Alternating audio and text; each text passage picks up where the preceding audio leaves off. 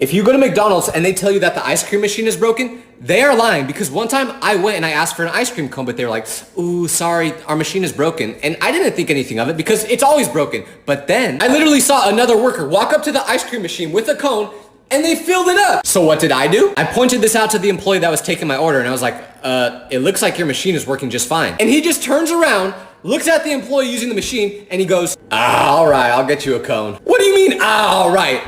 You're acting like you didn't just straight up lie to my face. So to all McDonald's employees out there, why do you guys act like the machine's always broken when it's not? Just give me my ice cream.